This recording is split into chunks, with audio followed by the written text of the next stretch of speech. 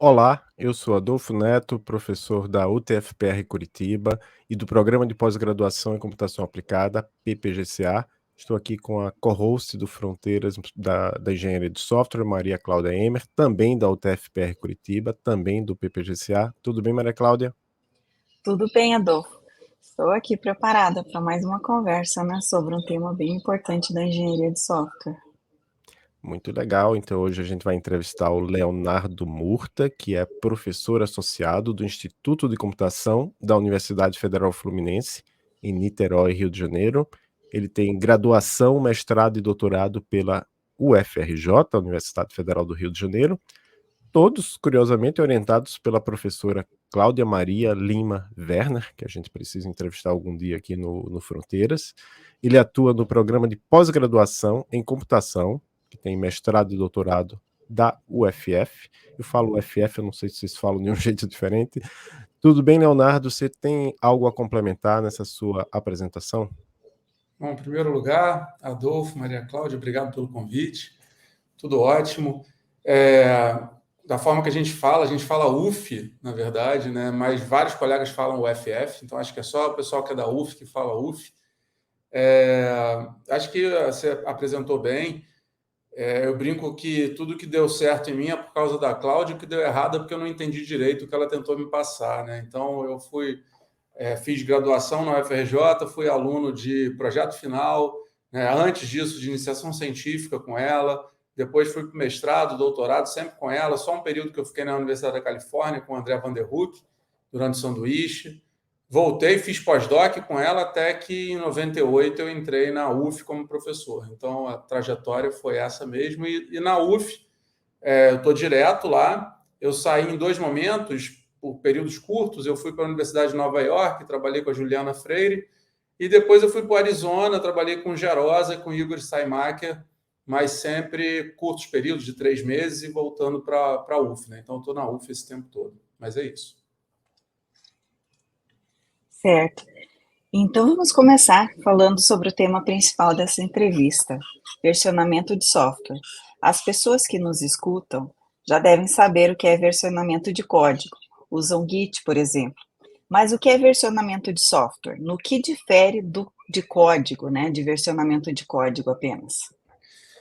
Na verdade, deixa eu posicionar versionamento no tema mais amplo, que é gerência de configuração. A gerência de configuração, ela surgiu num período ali de pós-guerra, com a preocupação muito grande em versionar armamento bélico, versionar aviões de guerra, naves espaciais, naquele momento que o homem estava querendo ir para a Lua, porque é um artefato composto e ao você mexer numa parte desse artefato, você gera efeito colateral em outras partes. E vem a crise do software e o software ganha muita importância. E o software é eminentemente um artefato composto, né? Você não consegue fazer um sistema pensando em um único artefato, você tem uma coleção de vários artefatos e artefatos que mudam com o passar do tempo. Né? Então, a gerência de configuração é a disciplina que se preocupa em controlar a evolução de artefatos de software, no caso de gerência de configuração de software, ou de artefatos em geral, no caso de gerência de configuração. E a gerência de configuração tem dentro dela vários subsistemas com preocupações diferentes. Muita gente não enxerga esses vários sistemas como pertencentes a um grupo de sistema que é a gerência de configuração. Mas, por exemplo, sistemas de construção, um Make, um Maven, um Ent, todos eles são sistemas de gerência de configuração com a preocupação de construção. A partir de artefatos, partes de artefatos, você compõe um único artefato, que é o software, e que tem que funcionar corretamente, lidar com a questão de dependências, que a gente sabe que é muito difícil de lidar na mão, né? Tem até o termo dependency hell, que é a complexidade de você lidar com muitas dependências num projeto e tal. Então, esse é um grupo de sistemas que são sistemas de construção ou de build. A gente tem sistemas de controle de demandas, né? Que são os issue trackers. Então, a gente pode falar do GitHub Issues, por exemplo, do Jira. Tem vários outros sistemas que têm esse propósito. Esses já estão mais na fronteira com o usuário, tenta entender quais são as demandas do usuário e rastrear essas demandas para as mudanças em código. A gente tem sistemas voltados para release, né? Então toda a preocupação de release ela entra também nesse pacote grande de gerência de configuração. Mas no coração está o controle de versões. Então, eu tento brincar que o controle de versões é o coração da gerência de configuração, porque é ele que, de fato, está controlando a evolução, as várias versões de cada parte do software, né? Assumindo que o software é um elemento composto, né? E aí, se a gente passar para essa pergunta específica, né? Como é que a gente compara controle de versão no geral com um Git, que é voltado para código? Mas se a gente pensar na essência, será que o Git é voltado para código, né? O que o Git versiona? Será que ele conhece o meu código em Python ou o meu código em Java? Às vezes, quando eu estou dando aula, eu pergunto para os meus alunos, vem cá, se você fez um merge de código e o Git falou que não encontrou conflito, você pode mandar esse merge para o repositório tranquilo, porque você não vai estar quebrando o repositório? Obviamente não, porque o Git, na verdade, o que ele versiona são arquivos. E ele enxerga como partes de um arquivo as linhas do arquivo. Ele não tem nenhum conhecimento mais semântico ou mesmo sintático do que ele está versionando. Então, se duas pessoas editam a mesma região, ele vai avisar que tem um conflito. Mas se as pessoas editam partes diferentes ou arquivos diferentes, para o Git está tudo bem. Ele consegue juntar aquilo ali, mesmo que sintática ou semanticamente não faça o menor sentido o que ele está juntando. Ele junta e aceita entrar para o repositório. Então, assim, se a gente pensar em código versus Git, o Git, você conseguiria posicionar ele como um versionador de texto. Ele não tem muito conhecimento do que ele está versionando. Tem algumas ferramentas mais acadêmicas que tentam olhar mais para a estrutura. Então, a gente tem versionamentos semi-estruturados, versionamentos estruturados, que eles conhecem a estrutura do que eles estão versionando. E por que será que esses sistemas não decolaram? Acho que tem alguns motivos interessantes. O Git, por ele trabalhar com arquivos, ele versiona qualquer coisa. Então, qualquer coisa que você pode colocar num arquivo, ele vai aceitar e você vai conseguir versionar.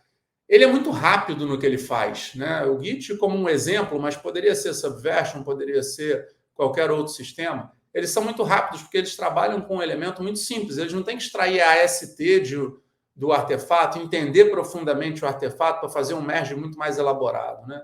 Essas ferramentas especializadas, elas têm essas características. Mas, então, posicionando dessa forma, a gente pode pensar que o Git é o canivete suíço. Ele versiona qualquer arquivo desde que ele tenha linhas seja decomposto em linhas, né? Seja um arquivo texto. Se o arquivo for binário, ele guarda na íntegra aquele arquivo. Mas a gente tem espaço para versionar de forma especializada muitos artefatos, né? Durante a minha carreira, orientando alunos ou no meu próprio doutorado, eu fui brincando com versionamento de coisas diferentes, né? A gente já fez sistemas de versionamento de modelos UML, que tem complexidades diferentes de você tentar versionar arquivos com linhas. A gente já trabalhou no versionamento de modelos matemáticos, de XML, de workflow científico, de experimento científico, de imagem, de vídeo. Então, a brincadeira é essa. Se você tem um artefato e esse artefato evolui, se ele muda com o tempo, com o passar do tempo, cabe você pensar numa forma de versionar esse artefato. E uma forma que seja eficiente, que não ocupe muito espaço, né, que facilite merge, coisas desse tipo. Você poder ter várias pessoas trabalhando em paralelo e assim por diante. Mas, assim, para concluir, olhar para o Git como canivete suíço é uma forma interessante, porque nem para código ele é tão bom assim, né? Ele não é especializado, ele versiona arquivos e linhas de código, linhas do arquivo em geral, né? Muito bom. Então, nessa linha ainda de versionamento de software, você e seus coautores, são vários, né? Eu não vou mencionar aqui os coautores, mas a gente sempre deixa o link para os artigos na descrição do episódio, né? Tanto no YouTube quanto nas plataformas de áudio. E outra coisa que a gente faz aqui, a gente traduz o título para o português, lá na descrição está em inglês e o link do artigo em inglês. O artigo é sobre a natureza dos conflitos de fusão, que é uma tradução que me deram aqui para merge, né? Mas eu acho que os desenvolvedores de software geralmente usam merge mesmo, sobre a natureza dos conflitos de merge, um estudo de 2731 projetos Java de código aberto hospedados no GitHub. E Esse artigo foi publicado na I3E Transactions on Software Engineering, é uma das principais revistas de engenharia de software, né, revistas acadêmicas, em 2020. E você pode contar um pouco para a gente qual foi a motivação deste artigo, quais foram os principais resultados? Esse artigo tem uma história interessante. Ele é resultado da tese de doutorado do Gleif Guiotto, que hoje é professor da Federal de Juiz de Fora. O Gleif tinha em mente, junto comigo e com o Márcio Barros, que é co-orientador do Gleif, e contando com a colaboração do André Van der Hoek, da Califórnia, ele tinha em mente resolver um problema muito específico de merge. Ele queria, para um caso específico, buscar por uma solução automática. E ele trabalhou um pouco nisso, começou a pensar na solução, foi para o exame de qualificação, a banca achou interessante, mas um membro da banca falou, mas Gleif, com que frequência esse problema acontece? E a gente já tinha visto alguns casos, né, mas a gente não tinha quantificado efetivamente a frequência daquele problema. Então, aprovou o exame de qualificação, mas a gente ficou com aquela pulga atrás da orelha e o próximo passo dele foi tentar entender com que frequência, né, em projetos aquele problema acontecia. E na hora que ele começou a investigar, ele percebeu que era muito raro. Calhou da gente se deparar com aquele problema algumas vezes, mas, no geral, aquela situação que ele estava dando uma solução era muito pouco frequente. Mas nessa investigação do problema dele, ele começou a perceber que existiam características que eram meio que recorrentes em conflitos de merge. Então, ele, de certa forma, mudou o tema do doutorado dele, ao invés de solucionar um problema que era pouco frequente, ele passou a se interessar em entender um pouco melhor quais são essas características que são mais recorrentes em conflitos de merge. Porque, ao entender um pouco melhor, ele talvez traria insights para quem quisesse depois produzir ferramentas que visam automatizar ou apoiar esse processo de resolução de conflitos. Então, algumas observações que ele conseguiu coletar desses projetos, ele fez análise tanto automatizada, mas também análise manual de alguns projetos. Uma observação bastante interessante é que em 87% dos chunks, só para dar um contexto do que é um chunk, né? Deixa eu dar um passo para trás, eu vou ter um merge quando pessoas trabalham em paralelo em cima de um projeto. Né? Então, se eu tenho 2, 3, 5 pessoas trabalhando ao mesmo tempo, em algum momento essas pessoas vão devolver a contribuição delas para o repositório e a que devolver depois ela tem que integrar o que ela fez com o que os outros fizeram, né, que devolveram anteriormente. E nessa integração, o sistema de controle de versão ele tenta resolver automaticamente essa junção, esse merge, mas em alguns momentos ele não consegue, ele se depara com situações de conflito, né? Situação que ele não consegue automaticamente falar como é que integra aquele código. E a gente fala que um merge ele pode ter vários chunks de conflito, várias regiões de conflito, porque você não necessariamente tem um único conflito.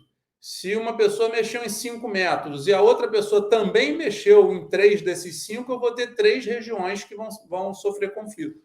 Onde só um mexeu, o sistema vai conseguir resolver automaticamente. Mas onde teve colisão, o sistema vai reportar como conflito. Então, o que ele percebeu é que 87% desses chunks eles foram resolvidos. Quer dizer, tinha um conflito e algum desenvolvedor foi lá e resolveu esse conflito usando só as linhas que estavam lá disponíveis no chunk. O cara não escreveu código novo para resolver. Esse insight ele é muito interessante. Né? Ou o cara pega a versão, porque eu tenho um chunk, eu tenho a versão de um lado, a versão do outro lado, né? A gente chama de V1 ou V2, é o pai daquele merge de um lado ou do outro. Ele pode escolher um dos dois, ou ele pode concatenar um com o outro, ele pega as linhas da esquerda, as linhas da direita e põe uma atrás da outra. Ou ele pode combinar essas linhas, ele pinça algumas linhas de um lado, algumas linhas do outro e combina numa solução. Ou ele pode escrever código novo, ele pode ir lá e escrever um código que não tem nada a ver com aqueles dois originais. Né? Então, esse achado dele trouxe um insight muito interessante que, poxa, na grande maioria das vezes o código já está lá.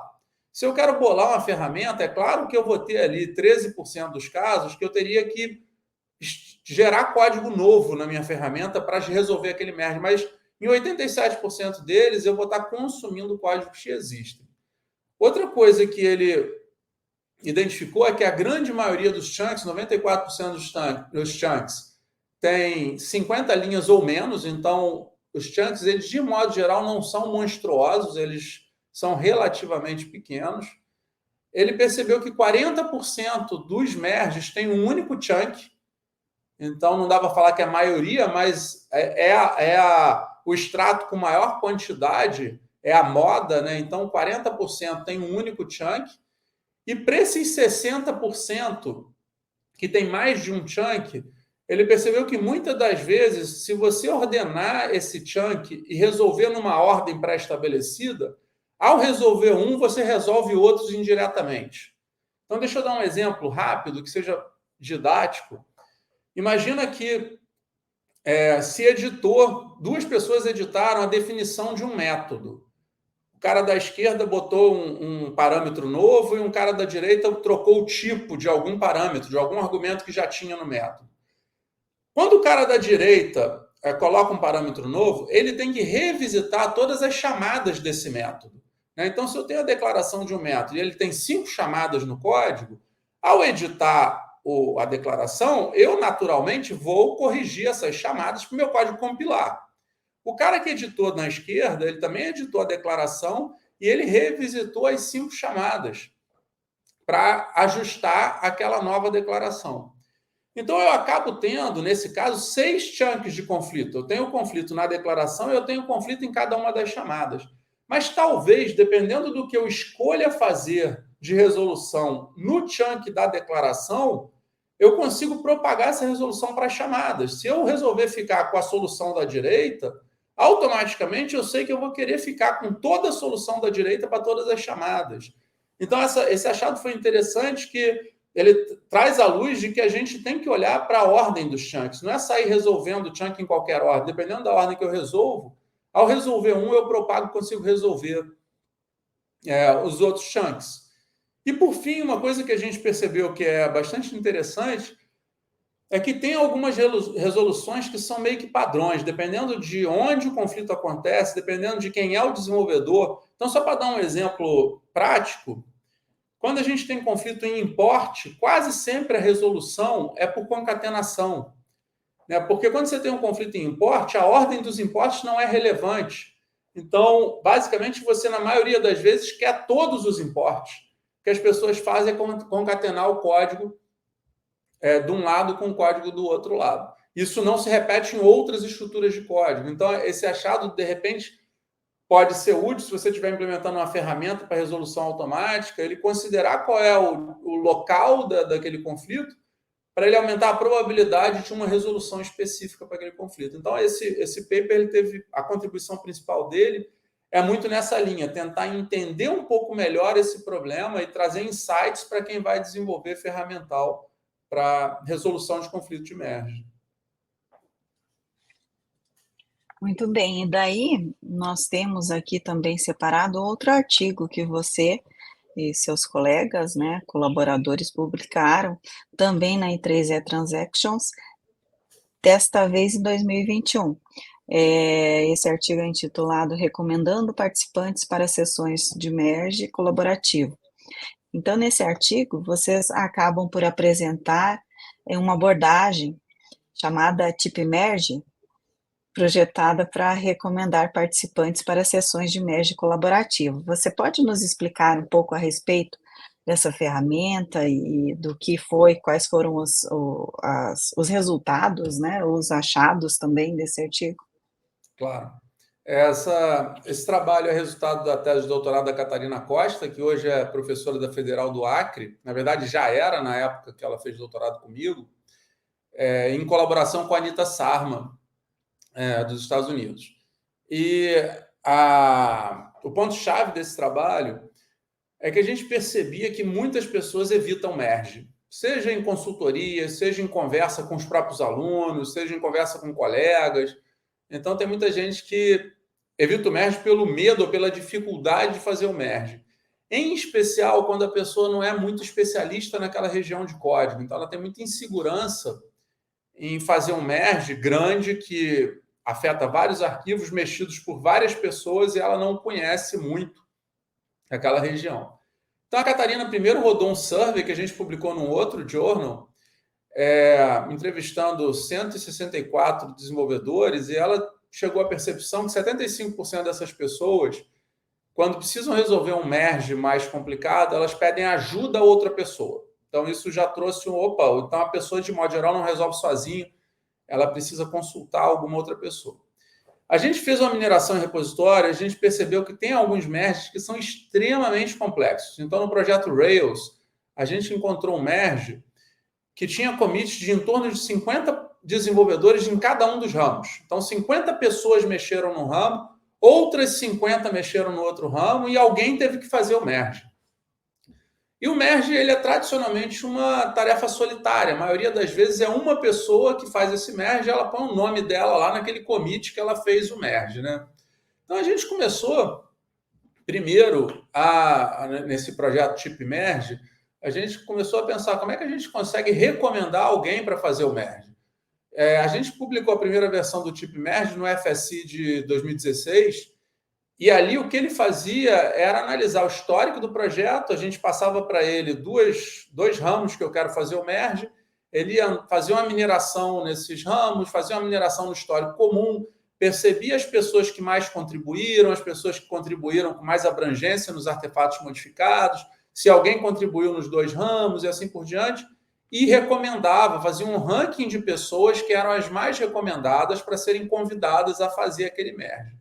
Então, esse foi o resultado desse paper original do FSI. Depois a gente continuou trabalhando nessa linha sobre o Tip Merge, a gente introduziu nele um aspecto de otimização, de pesquisa operacional, já pensando no merge colaborativo. A gente falou, poxa, mas e se, ao invés da gente convidar uma pessoa para fazer o merge, e se a gente convidar um grupo de pessoas?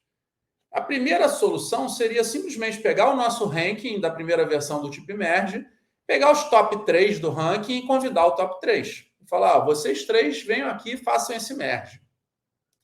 Só que a nossa discussão era, mas será que não existe uma sobreposição de conhecimento? Porque às vezes o cara que está em segundo do ranking, ele realmente é o segundo mais entendido do projeto, mas ele entende das mesmas coisas que o primeiro entende. Então, essa sobreposição não traria muita vantagem para se montar um time de resolução de merge. E a gente trouxe essa ideia de otimização para fazer uma busca pela configuração de quem seriam essas 3 pessoas que geraria maior cobertura de conhecimento sobre tudo que foi mudado naqueles 2 ramos.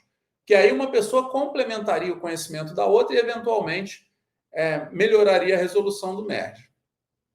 Bom, e aí a gente rodou alguns experimentos, né? Usando a versão original do Tip Merge, a gente já tem um resultado bem legal. Se a gente pegar o top 3 que a gente recomenda e pegar quem de fato resolveu o merge, né? A gente está fazendo uma análise retroativa, eu tenho os commits, eu tenho os merges que efetivamente foram feitos, eu sei quem foi a pessoa que resolveu o merge, eu tenho a minha recomendação e eu posso comparar. Será que esse cara que resolveu está entre os top 3 que eu recomendaria?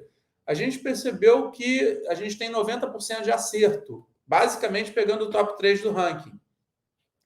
Só que se a gente usa essa ideia de cobertura de conhecimento, usando otimização, a gente conseguiu aumentar em 50% de forma normalizada a cobertura de conhecimento se comparado com pegar o top 3. Então, essa evolução foi interessante. A primeira versão já era interessante, ela já conseguia recomendar bem as pessoas, e a segunda, ela conseguiu aumentar um pouco essa percepção de quem deveria efetivamente ser recomendado. E aqui tem um caso que foi legal, a gente acabou fazendo uma pesquisa muito quantitativa, mas a gente trouxe um aspecto qualitativo. Em alguns projetos, a gente teve acesso aos desenvolvedores. Em um projeto específico, um projeto grande, open source, a gente teve acesso a um desenvolvedor e a gente apresentou para ele casos onde a nossa ferramenta errou. A gente falou, olha, a minha ferramenta, nesse merge que você fazia parte, que você foi o cara que fez o merge, a minha ferramenta ela recomendou fulano de tal, mas já efetivamente foi você, então a gente errou. E a gente teve um feedback qualitativo muito interessante. Nesse caso específico, o cara falou, não, vocês não erraram. eu estava fazendo pair programming com esse outro cara, a gente resolveu isso junto. Só que na hora de fazer o commit, tinha que estar na conta de alguém, então saiu no meu, mas não está errado falar que esse cara era um cara apropriado, né? Então aí mostra até outra deficiência do sistema de controle de versão, né? O sistema de controle de versão você dá commit, é você que está dando commit, mas às vezes você faz algo colaborativamente usando pair programming, usando alguma outra técnica, e o sistema de controle de versão perde esse conhecimento de que tinha alguém junto com você. Mas, assim, resumidamente, a ideia desse trabalho foi olhar para a pessoa que vai fazer o merge e tentar pensar se isso não é uma atividade colaborativa e se a gente não deveria ter um time para ser recomendado para fazer merges difíceis. Aqui eu não estou falando daquele merge que a gente faz no dia a dia para atualizar a sua área de trabalho. É mais um merge de ramos que coexistiram por muito tempo, né? E eu estou precisando integrar esse código. Muito bom. Então, vamos falar agora de um outro trabalho seu, dos seus coautores. Foi em 2014, no workshop, que vocês começaram a trabalhar com isso, né? Publicaram um artigo no Workflow, capturando e analisando a procedência de scripts, né? A tradução é procedência, mas o termo em inglês é provenance. E o No Workflow é uma ferramenta que captura de forma transparente a procedência de scripts e possibilita a reprodutibilidade, é o que está escrito lá no repositório do No Workflow. O projeto no Workflow tem como objetivo permitir que os cientistas se beneficiem da análise de dados de procedência, mesmo quando não estão usando um sistema de fluxo de trabalho. Então, uma curiosidade desse repositório aí no GitHub é que ele tem 111 estrelas, 26 forks, né, que é um número bom para um projeto de pesquisa. Eu entrei na página também do projeto, tem 7 publicações, pelo menos, né, entre 2014 e 2022. Então, Leonardo, você pode falar um pouco para a gente sobre esse projeto, dos resultados até agora? Claro, prazer. Essa tradução do provenance, o pessoal no Brasil, em português, está traduzindo como proveniência. Que tem um pouco a ver com procedência, né, mas talvez seja um pouquinho mais amplo. Deixa eu falar um pouco de proveniência antes de eu falar, né? E parece que, poxa, que mudou da água para o vinho, né? A gente estava falando de controle de versão, agora eu estou indo para outro lugar, mas elas são coisas muito próximas, ou pelo menos na minha cabeça. A ideia da proveniência, ela remete à ciência, claro, mas também remete a obras de arte, remete a qualquer objeto de valor, né? Então, se eu pego um vaso velho, né, e que eu vou jogar no lixo ali, aquele vaso já não presta mais para mim, por que eu vou jogar no lixo? Porque ele perdeu a função, né? Ele não é mais decorativo, ele não é funcional. Mas eu posso ter um vaso que é velho, que não é mais decorativo, não é funcional, mas vale milhões de reais e eu não vou jogar no lixo, eu vou deixar no museu. Por quê? Porque ele tem uma história, né? A proveniência, ela remete um pouco à história. Aquele vaso ele tem 1000 anos, ele foi usado numa cerimônia muito importante, ele foi do rei tal, né? Ele tem uma história que faz ele ter valor, né? Não está na funcionalidade, não está na estética, mas está na história. Então, a proveniência, ela remete à história desses objetos, né? E eu posso pensar em proveniência em praticamente todo o contexto que eu estou envolvido, né? Se eu pensar em alimento, né? Meu filhinho tem alergia à proteína do ovo. Se a gente vai em algum lugar e vê um bolo e vê alguma coisa, a primeira pergunta que eu faço é da proveniência. Eu pergunto, vem cá, tem ovo nesse bolo?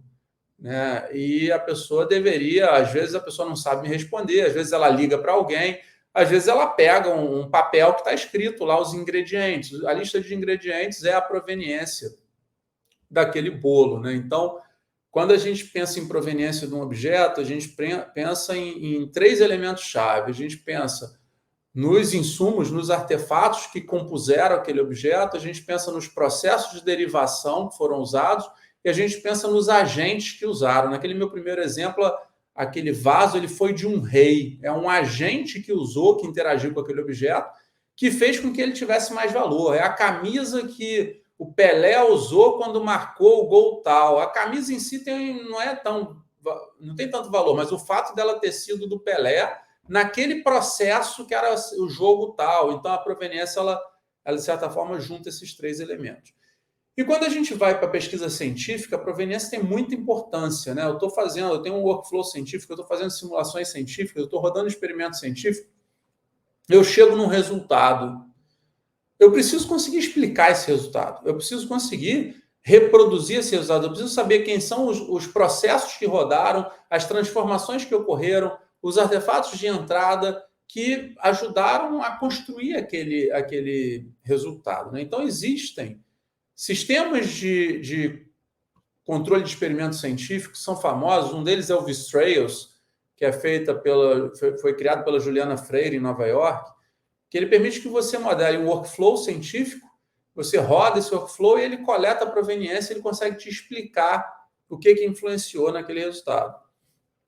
E em 2013, a minha esposa, Vanessa Braganholo, ela também é professora do Instituto de Computação, ela é da área de bancos de dados, e eu e ela fomos para Nova York ficar 3 meses lá com a Juliana Freire, e ela tem esse viés de workflow científico. Quando a gente chegou lá, ela falou que uma coisa que chamava muita atenção dela é como que as pessoas estão usando Jupyter Notebooks, né? Então, os cientistas em geral, estudantes, as pessoas estão usando muito scripts Python para rodar os experimentos científicos dela. E quando você pensa em scripts Python, você não tem o suporte de proveniência que um V-Trails, por exemplo, oferece. Então, ela trouxe um desafio para a gente, falou, bom, já vocês vão trabalhar aqui comigo, então vamos tentar levar para um pesquisador que usa um script Python algum apoio à proveniência. E aí nasceu o NoWorkflow, né? A ideia do NoWorkflow é ser transparente. Então, você pega um script Python seu que executa uma simulação, que roda algum experimento. Ao invés de você rodar Python e o teu script, você roda now, run e o teu script. E o NoWorkflow vai executar teu script, mas ele vai coletar um conjunto de informações importantes, por exemplo. E, na verdade, aí entra a engenharia de software, né? O que eu usei, ou o que a gente usou, foi basicamente técnicas de engenharia de software. A gente usou Program Slicing, que é algo que a gente normalmente usa para você entender fluxo de execução. A gente usou infraestrutura de debugging, a gente fez coleta de módulos.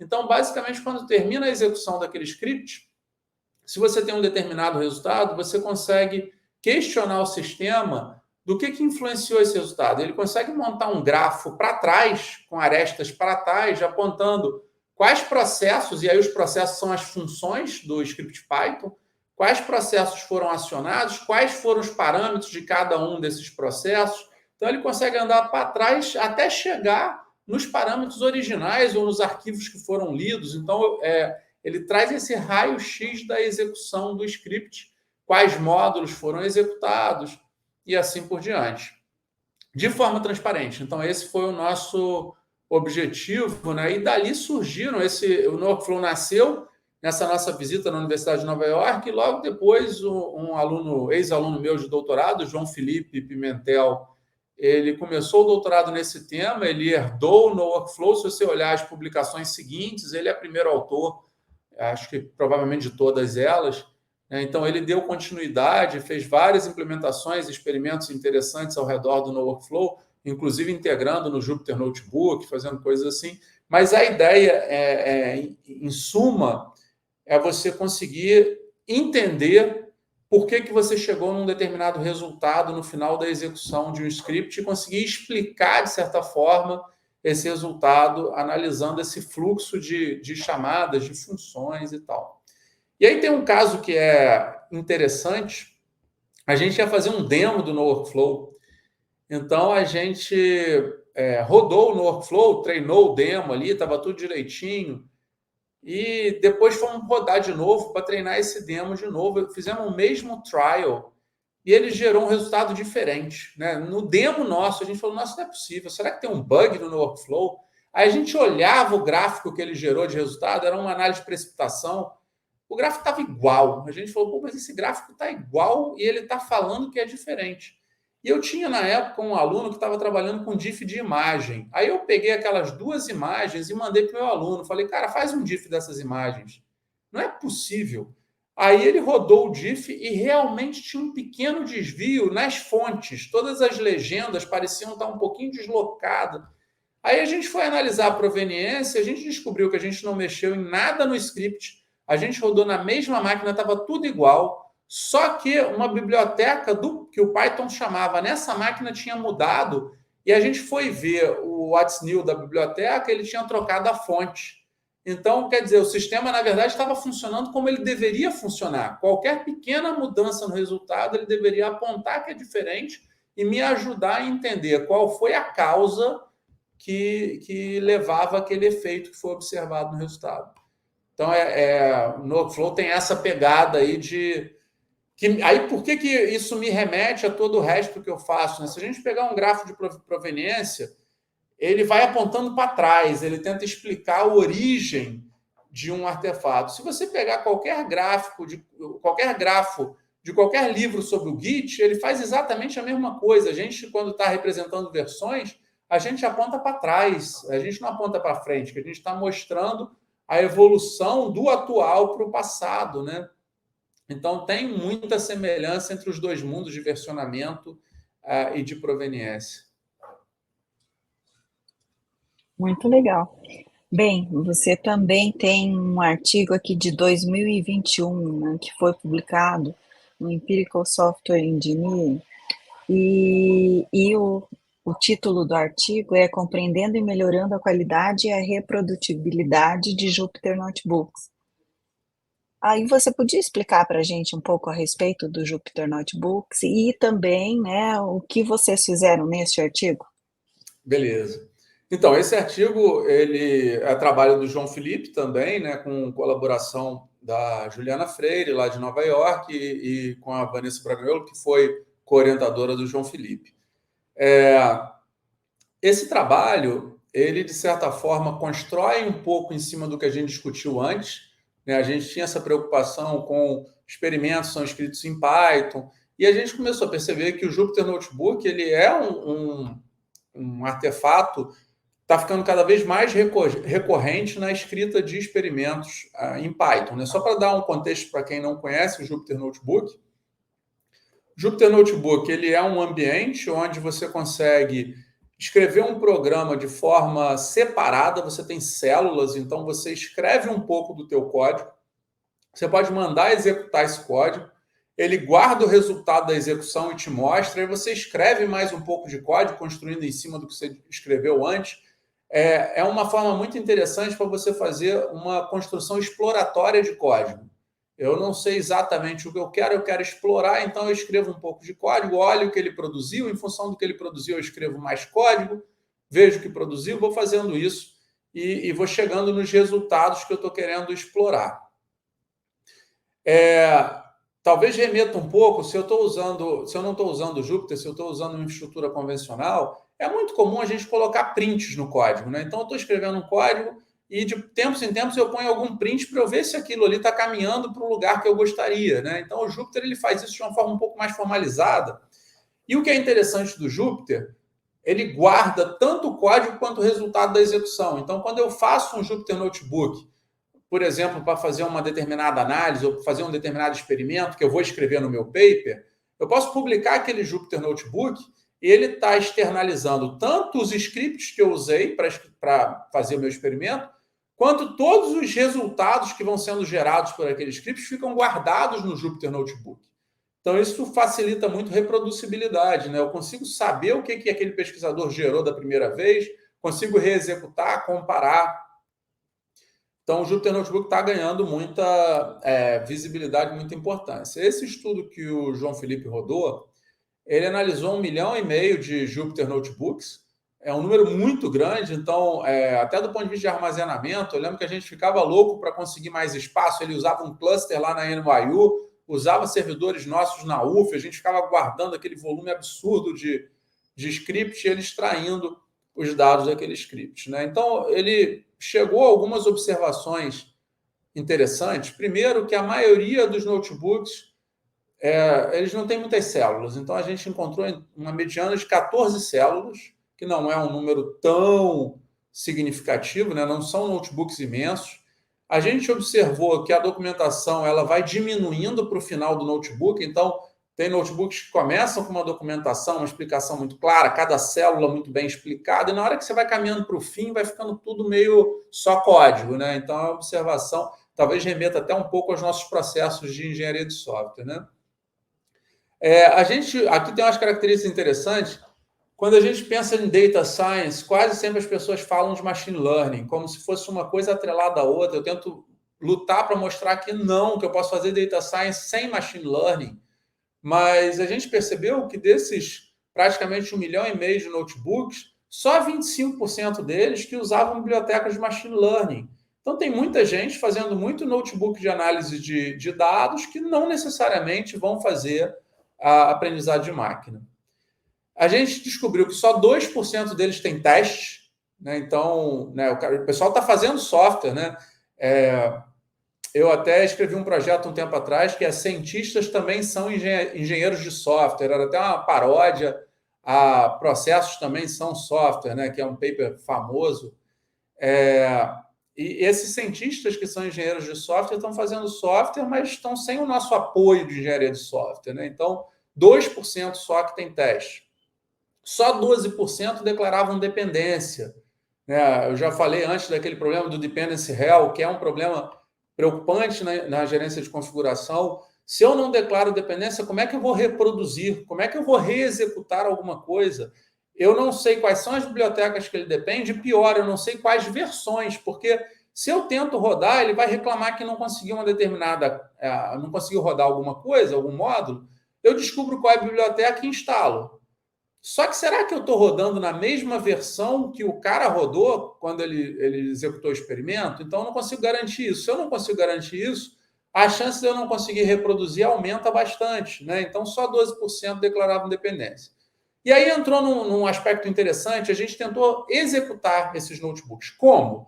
A gente instalou um ambiente pegando tudo que a gente podia de dependência e deixando pré-instalado. Então, é um ambiente que, em tese, seja o que for que você dependa, estou falando dos pacotes mais usuais, a gente vai ter disponível. Mesmo assim, só 25% desses notebooks reexecutaram.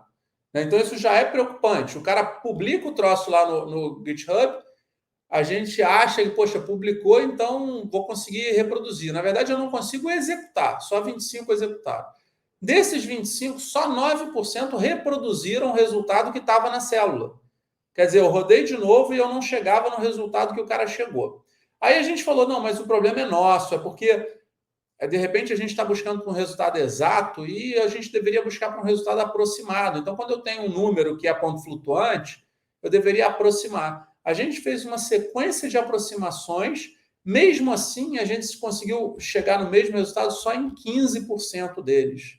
Então, acho que a mensagem que esse paper trouxe, na verdade, nesse paper a gente discute boas práticas, algumas recomendações, a gente implementou um lint que você pode rodar como plugin do Jupyter Lab, ele vai te dando dicas enquanto você está escrevendo o seu notebook, mas a mensagem principal é essa preocupação em ser possível reexecutar e, melhor, ser possível reproduzir aquele dado, aquele resultado, né? A gente, como pesquisador, quando a gente está publicando nossos scripts, a gente deveria pensar no cara que vai rodar aqueles scripts, né? E entregar para ele com uma facilidade de instalação das bibliotecas que dependem, uma boa descrição de quais são as versões dessas bibliotecas e tentar garantir que aquilo ali vai executar novamente quando outra pessoa tentar rodar aquele nosso experimento. Então, acho que essa foi a principal mensagem aí desse paper. Muito legal. Eu trabalho essa questão dos notebooks, eu tenho trabalhado, inclusive, até com um aluno que deve começar agora o mestrado, quer dizer, ele já começou como especial, mas deve começar como regular em breve, com o Livebook. Você conhece o Livebook? Já ouviu falar? Não conheço. O Livebook é meio como se fosse o Jupyter Notebook, só para a linguagem de programação Elixir. Né, Legal. E eu achei graça um momento que você estava falando, não sei, quem estiver assistindo no YouTube pode ter achado estranho, mas eu achei graça porque você falou, no final tem menos código, ou tem mais código, né, menos texto, porque eu e esse aluno, a gente foi responsável por, dentro de uma iniciativa chamada Learn for Elixir, de fazer os notebooks de ensino, né, sem usar ciência de dados, sem usar machine learning, né, só ensino da linguagem, o básico do básico da linguagem, né, e assim, olha lá depois eu posso até colocar o repositório. No finalzinho realmente tem mais código, no começo tem um monte de texto, assim, porque tá mais animado, né? No Eu acho que final. tem esse aspecto, e tem um outro aspecto, talvez tenha a ver com a cognição, né? Você está apresentando algo novo, no início você tem que ser mais didático. Se a pessoa já entendeu aquela dinâmica, no final talvez não seja tão nocivo, mas é fato, né? A gente observou que a documentação ela vai declinando no andar do notebook, né? E outra coisa que talvez a gente precise ver é a questão, por exemplo, até onde eu sei, os notebooks de Elixir, né, os livebooks, eles não têm informação sobre o software. Então a gente postou lá, mas assim, a gente sabe que hoje em dia o Elixir está na versão, sei lá, 1.15, 1.16, o livebook na versão 0.10, mas e daqui a um ano, né? Exatamente. Será que vai ser compatível? Não tem nenhuma informação no documento. Depois eu vou ver lá com o pessoal da equipe para ver se a gente pelo menos coloca essa informação. Isso aí é gerência de configuração, ó. Tá vendo? Ela está em todo lugar. Mas aí, então eu aproveito e faço a pergunta. Isso deveria estar, por exemplo, deveria ter no próprio software Livebook, ele colocar lá no documento, porque o documento Livebook é um Markdown com algumas coisas a mais. O próprio Livebook deveria enfiar essa informação lá, talvez até como comentário escondido do HTML, ou é responsabilidade de cada desenvolvedor colocar isso?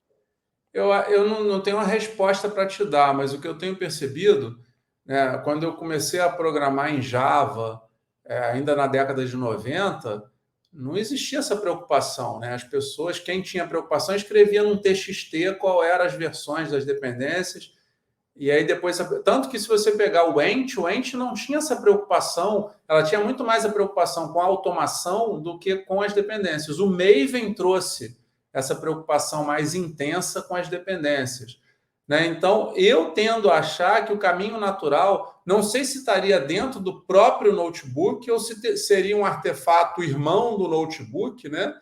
A vantagem de estar dentro é que você consegue compartilhar aquele notebook, você já está levando tudo, né? Então você manda aquele notebook, você publica ele no GitHub, você manda para alguém, o cara já estaria levando toda a informação que ele precisa, né? A desvantagem é que você tem interesses ali que são ortogonais e talvez você esteja sobrecarregando, né, aquele artefato com os interesses. Mas eu acho que é uma tendência natural da maturidade da gente. A gente vai tentar reproduzir, não vai conseguir, porque hoje você consegue, mas daqui a 1, 2 anos, talvez não consiga, né? E isso talvez faça as comunidades a pensarem com mais carinho, né, em ter uma forma de declarar, seja a versão da própria linguagem, seja a versão de dependências que você tem, que você usa naquele notebook, né? É só para clarificar, as dependências tem lá a versão, mas, por exemplo, nesse caso específico aí, a gente não usou nenhuma dependência, só usou a própria linguagem Elixir, e aí não tem nenhuma informação sobre isso. Quer dizer, talvez até tenha, depois eu vou olhar lá. Agora a gente vai chegar numa outra parte, né, de outros temas, né, a gente já falou bastante sobre sua pesquisa, tem muito mais claro lá na sua página, no seu perfil no DBLP, no Scholar, tá tudo lá na descrição do episódio. É que você foi recentemente escolhido como pesquisador homenageado da CES. A CES é a Comissão Especial de Engenharia de Software da Sociedade Brasileira de Computação. Então, você foi escolhido, foi escolhido de 2023, né? Em 2022 foi o professor Eduardo Almeida, que a gente entrevistou. Em 2021 foi o Marco Túlio Valente, que a gente entrevistou também. A gente entrevistou vários aqui. Eu acho que teve alguns que a gente não entrevistou. Teve uma que a gente entrevistou no Emílias Podcast, a professora Itana Jimenez. Tem uma que a gente vai entrevistar ainda, a professora Thaís Batista. Enfim, é uma homenagem que a SES faz para os pesquisadores e pesquisadoras do Brasil. Todo ano tem um pesquisador homenageado. Então, a pergunta para você é: o que este reconhecimento significa para você? Essa pergunta ela acho que muito difícil de responder, muito importante, mas, em primeiro lugar, qualquer reconhecimento vindo da comunidade que a gente está inserido, ele é muito legal, né? Assim, você fica muito feliz quando você recebe esse reconhecimento. Eu acho que uma forma bem pragmática de falar da importância que talvez eu tenha sentido quando recebi esse reconhecimento é um pouco isso aí que você falou. Você falou de nomes de pessoas que são pessoas que eu admiro, né? Se você pegar a lista das pessoas que ganharam essa premiação, né, são pessoas que da minha geração, tem pessoas de geração anterior, né? São pessoas que eu admiro muito o trabalho. É difícil falar aqui o nome das pessoas, porque eu vou sempre deixar de falar várias outras, né? Mas um que eu interagi muito ultimamente, até porque começou a trabalhar com Merge, então a gente estava trocando muita figurinha, é o Paulo Borba, da UFPE, mas tem vários outros, esses nomes que você falou agora, do Eduardo, do Marco Túlio, né? A geração anterior, né? O Guilherme está lá, a Cláudia Werner está lá, Maldonado, todos os nomes que a gente for pegando da comunidade, pessoas que são exemplo. Então, acho que esse é um fator, né? Entrar para essa lista gera muita responsabilidade, por um lado, né? Mas muita alegria, por outro. E eu acho que tem um outro fator, que é olhar para quem não está nessa lista. Tem tanta gente que eu admiro tanto na comunidade de engenharia de software que não está nessa lista. Então, assim, ter sido escolhido para entrar nessa lista traz muita responsabilidade. Eu acho que muita alegria, mas muita responsabilidade. Eu roubei o microfone lá na abertura do Cybersoft e o que eu tentei falar lá é que, na verdade, quando você é escolhido para algo assim que é decorrente da sua trajetória, não é você que está ganhando aquele prêmio, né? Porque você sozinho não faz nada. Se você pegar todos os meus papers e falar, não, agora eu quero ver os papers que o Léo publicou sozinho, eu acho que não vai sobrar nenhum, né? Tudo que eu fiz na minha vida foi em colaboração, né? Então lá eu falei dos meus pais, da importância do apoio, né? Se não começasse lá embaixo de apoiar, quando eu resolvi fazer mestrado, falar, faz isso, meu filho, você está querendo, segue em frente. Se não tivesse esse apoio, não teria nem o começo, né?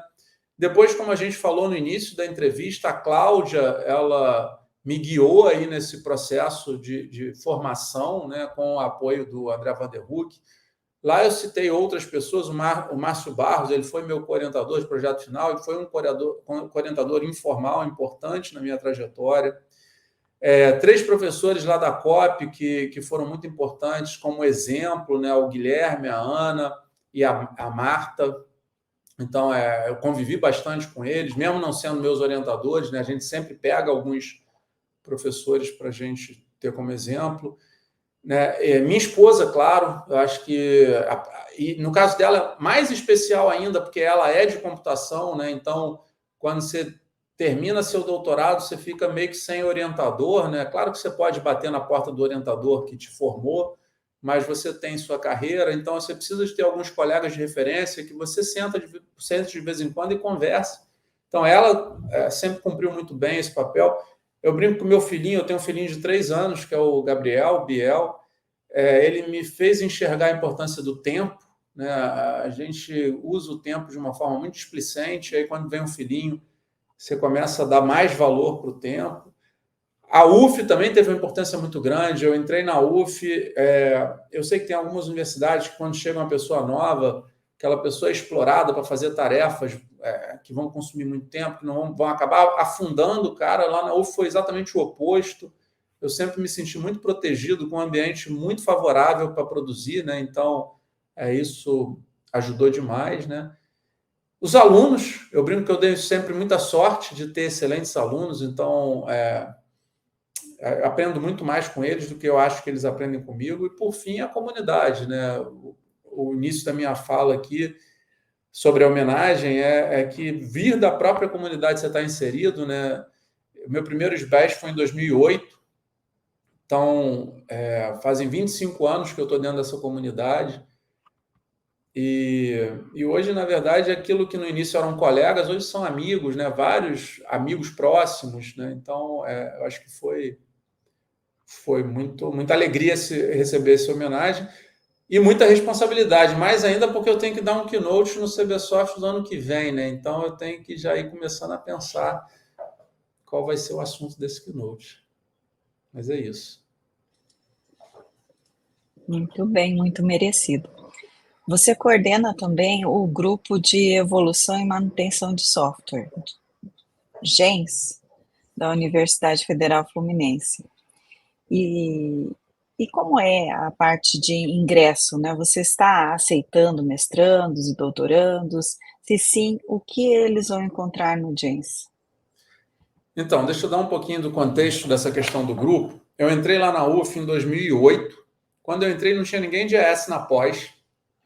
Então, eu tive a missão ali de formar um grupo, né? Então, é aquele negócio do líder de um grupo de eu mesmo, né? No primeiro momento era só eu no grupo. E aí eu fui captando alunos, né? O grupo foi crescendo. Teve um momento que eu estava com muitos alunos. Eu tinha uns 15 alunos, somando mestrado com doutorado. E aos poucos foram entrando outros professores, alguns entraram e saíram, a Viviane Torres entrou, foi para a IBM, em algum momento mais para frente o Marcos Kalinowski entrou e depois foi para a PUC, né? Então teve alguns professores que passaram por ali, saíram. Mas em algum momento a gente entrou a Vânia lá na UF, entrou na pós, a Vanessa estava trabalhando muito comigo nesses trabalhos de notebook. O Troy, um ex-aluno meu, passou no concurso e entrou também. Então, a gente acabou tendo um grupo ali que não tinha mais só eu com meus alunos trabalhando com manutenção. Tinham pessoas trabalhando com proveniência, todo mundo colaborando muito e os alunos interagindo, todos usando o mesmo espaço, mas atuando com proveniência. A Vânia trabalha com teste, o Troy trabalha com uma fronteira de engenharia de software com jogos. Então, tinham pessoas com interesses diferentes. Aí a gente continua tendo o nome GEMS UF lá no meu repositório, que é onde eu ponho as coisas dos meus alunos, mas a gente deu uma revolução no grupo e a gente mudou o nome dele para IARG, que é Yet Another Research Group, tentando mostrar que não interessa muito, né? A nossa ideia do IARG é não ter necessariamente o líder, eu sou o coordenador, eu sou o líder do grupo, mas o grupo como uma coisa mais orgânica, né? Que junta pessoas que querem colaborar, que querem trocar ideias. Então, a gente meio que deu uma diminuída na importância do grupo, né? Nós ali somos a equipe da UF, que faz engenharia de software, independente um pouco da nomenclatura do grupo. E o GEMS, ele acabou existindo ainda no contexto do repositório, que é onde eu ponho as coisas dos meus alunos, mas ele perdeu um pouco a identidade. Mas em relação a alunos, eu acho que a gente sempre está com as portas abertas, né? Se o aluno for bom e tiver a fim de fazer um bom trabalho, tiver a fim de se dedicar, gostar desse tema, a pessoa tem que amar bastante o que está fazendo, né? Então, se gostar desse tema, a gente sempre está com as portas abertas para alunos de mestrado, alunos de doutorado. O grupo, nesse momento, está com uma característica muito específica em doutorado, né? Então, eu tenho muito mais alunos de doutorado do que de mestrado, mas é um momento... Por alguma razão, a gente configurou desse jeito, né? Mas eu acho que é normal isso, os grupos flutuam, às vezes crescem, diminuem, mas sim, se tiver algum aluno escutando que tenha interesse em trabalhar com esses temas relacionados à gerência de configuração, merge, versionamento, estamos de portas abertas, só entrar em contato. Na verdade, não só alunos, se tiverem colegas também que querem colaborar ao redor desses temas, eu estou sempre à disposição, gosto bastante de interagir com outras pessoas nesse tipo de assunto. Muito legal. Então, agora a gente vai falar de um tema que até foi alguns comentários lá no grupo. Existe um grupo de WhatsApp dos pesquisadores de engenharia de software, né? E teve a questão lá dos revisores, mas enfim, eu vou falar, a pergunta é mais geral. Você foi editor-chefe do JCERD, não sei se pronuncia também assim JCERD, mas é o Journal of Software Engineering, Research and Development, que é uma revista acadêmica brasileira, né, mas com publicações em inglês, estão abertas a pesquisadores do mundo todo, foi de 2017 a 2020, e é editor associado do JBCS, que é o Journal of the Brazilian Computer Society, que não é só de engenharia de software, né, desde 2023. Então, como é que é esse trabalho? Quais são as principais dificuldades? E eu acho, até antes de responder, eu vou dizer assim, que a gente sabe que a gente tem um público que é pessoal, mestrado, doutorado, né, mestrandos, doutorandos, professores, esses, obviamente, eles vão ler os artigos, mas o pessoal que é desenvolvedor, que está no mercado mesmo, né, eu sempre sugiro que, dá uma olhada assim, nesses journals, em outros journals, em análises de conferência, às vezes você vai encontrar um artigo que é relevante para a sua prática. Mas, enfim, voltando, como é que é esse trabalho de ser editor desses journals e quais são as principais dificuldades? Então, eu acho que foram desafios distintos. Então, está sendo ainda o JBCS diferente do JCERD. O JCERD, ele era da Springer, ele era editado pela Springer. Eu fui o coordenador da SES em 2016, e ali a gente já lidava com algumas questões junto com a Springer, porque a Springer tinha uma expectativa de volume de publicação que a gente não estava tendo, então tinha algumas questões ali. Né? A gente é bastante seletivo, você conhece a comunidade de engenharia de software brasileira, né? E isso estava gerando alguma dificuldade, tinha uma parte financeira grande também, a gente fez um contrato inicial com um aporte grande para a SES, o euro subiu, isso tudo trouxe muita dificuldade, então teve uma parte administrativa lá na coordenação da SES. Depois eu acabei me tornando editor do JCERD junto com o Alessandro Garcia, é sempre uma dupla, né? O JCERD ele tem um fluxo contínuo de publicação que vem dos melhores artigos das conferências brasileiras. Então, o SBES, por exemplo, os melhores artigos vão, claro que passam por o crivo do journal, né? Tem que ter contribuição, aqueles 30% famosos de contribuição extra e tal, mas tem esse fluxo que acontece naturalmente e tem também o fluxo balcão. Uma pessoa qualquer pode submeter um artigo para JCERD, isso vai entrar em fluxo de avaliação. Mas eu acho assim, lá no JCERD teve essa questão do dia a dia, de alocação de artigo, mas eu acho que a maior atuação foi na migração da Springer para a SOL. A SOL é a biblioteca digital da SBC, e na época a gente estava tendo que sair da Springer, o Viterbo ainda é, né, o diretor de publicações da SBC, ele é meu colega de departamento, né? A gente conversou, cara, olha, a gente está com esse problema. E eu acho que a SOL, de certa forma, nasceu por ali, né? Porque a gente ficou conversando com o Viterbo e falou, olha, eu vou subir o OJS na SBC e vocês migram para lá e a gente cria template. Então, foi uma coisa muito de construção que traz alguns desafios, mas foi muito importante o apoio da SBC naquele momento que a gente estava saindo da Springer. Então, a gente mexeu também em comitê editorial, teve um conjunto de trabalhos ali, talvez mais de organização. Já no journal da SBC, o JBCS, é um journal mais antigo, mais estruturado. Ele também migrou, né? Ele também era Springer, migrou para Sol, mas ele já tinha, e foi depois do JCERD, ele já pegou uma coisa mais pavimentada, né? E, recentemente, o editor-chefe dele, junto com o Viterbo, eles discutiram e começaram a tentar fortalecer as linhas, porque até então você tinha um monte de avaliador solto, né? Então, ele tentou criar grupos ali organizados por linha. Ele pediu para eu liderar o grupo de ES dentro do JBCS. A gente fez alguma reestruturação ali no grupo e hoje estamos eu, a Elisa, a Tayana, o Eduardo Almeida e o Márcio Ribeiro. Então, esses são os editores com olhar de engenharia de software dentro do JBCS. Na prática, se alguém submete um artigo e marca como engenharia de software, ele chega para mim, a gente tem um fluxo externo onde eu discuto com os outros 4 para ver quem é que vai pegar o artigo, e eu direciono para quem vai pegar, ou eu mesmo, um dos outros 4, e a pessoa que pegar vai buscar por avaliadores, vai alocar e vai fazer todo o acompanhamento do artigo.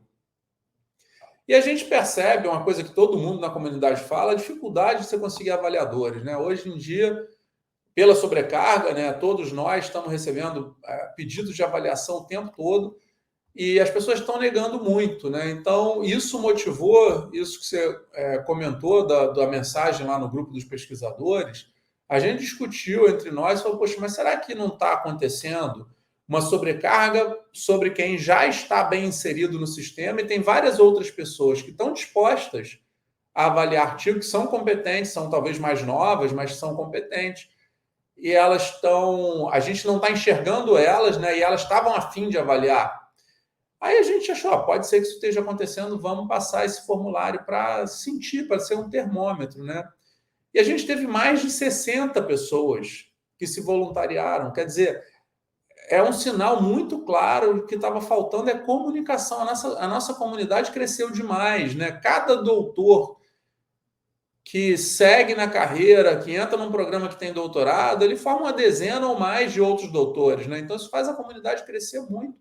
Tinha muita gente que estava, de certa forma, invisível a nós, mas que estava disposta a fazer avaliações de áreas diferentes.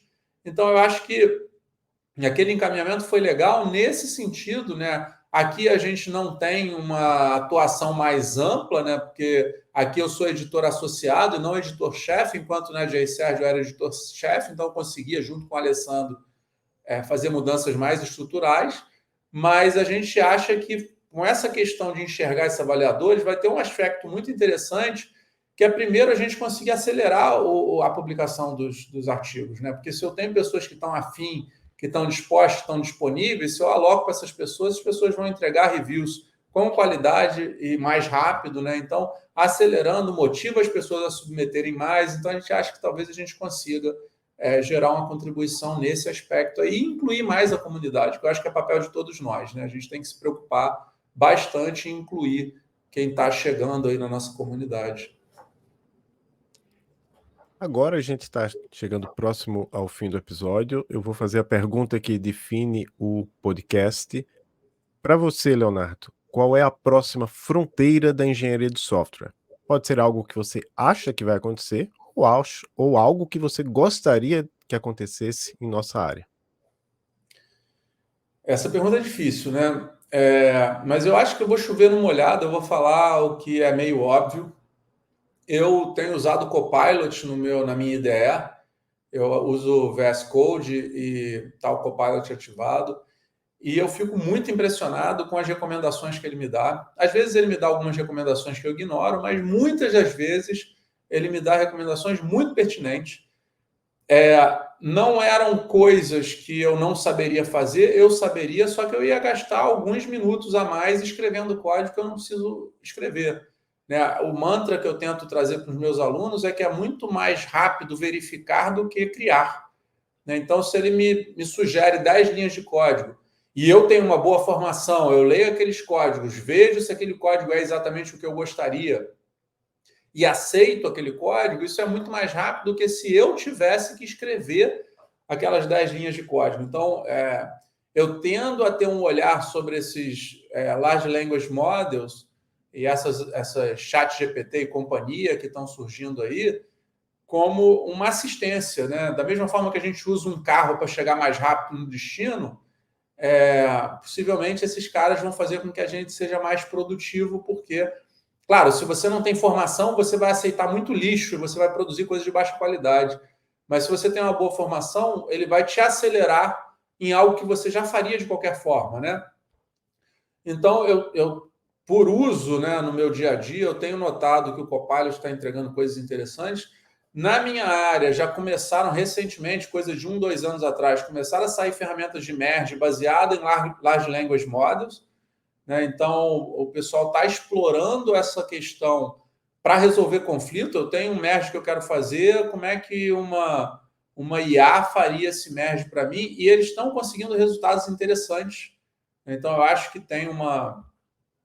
Eu sei que eu estou chovendo molhado, que essa é a bola da vez, mas eu tenho notado, de fato, inclusive na minha área, que é controle de versão, algumas pessoas aplicando isso. Eu tenho alunos também, né? O Paulo Elias está trabalhando com isso. Né? Tem o Heleno, que tem colaborado com o Paulo Elias também, mas o Heleno já segue mais para pesquisa operacional, para fazer busca para merge, mas o Paulo Elias está mais focado nessa questão de IA para merge. E eu tenho notado que vários outros pesquisadores estão investindo nisso. E assim, eu não sei se é o que eu espero, não sei se é o que eu acho que vai acontecer, mas eu estou curioso para tentar ver o que vai dar essa linha de IA que está andando muito agora E eu tenho notado recentemente algumas notícias interessantes sobre computação quântica. Parece que a computação quântica também está conseguindo dar passos interessantes. Então, eu tenho muita curiosidade para ver como que essa IA, essas novidades da IA, junto com as novidades da computação quântica, vão afetar a engenharia de software. Eu não sei, não tenho resposta, mas eu acho que esses dois caras misturados ao mesmo tempo, eles vão nos forçar a repensar um bocado de coisa de como a gente faz software hoje em dia, as ferramentas que a gente tem. Então, acho que tem muito espaço aí para a evolução. Verdade. Então, nós agradecemos aqui, em nome da equipe do Fronteiras, dos nossos e nossas ouvintes, a sua participação aqui no podcast Fronteiras de Engenharia de Software. Eu passo a palavra para você se despedir dos nossos e nossas ouvintes. Não, eu só tenho a agradecer pelo convite que vocês me fizeram. É sempre uma oportunidade legal poder levar um pouco da pesquisa para o público geral, né? Eu sei que muitos alunos vão estar assistindo, mas eu imagino que pessoas que, de repente, têm interesse no tema, mas não são tão especializados, também vão estar assistindo, né? E eu estou à disposição. Agradeço muito a vocês pela oportunidade. Se alguém quiser trocar ideia, é só me mandar um e-mail que eu estou aí à disposição para a gente evoluir ao redor desse tema. Bem, assim chegamos ao fim deste episódio. Agradecemos por você ter estado conosco no Fronteiras da Engenharia de Software, Léo, e esperamos que nossos e nossas ouvintes gostem desse episódio. Até o próximo. Muito obrigado.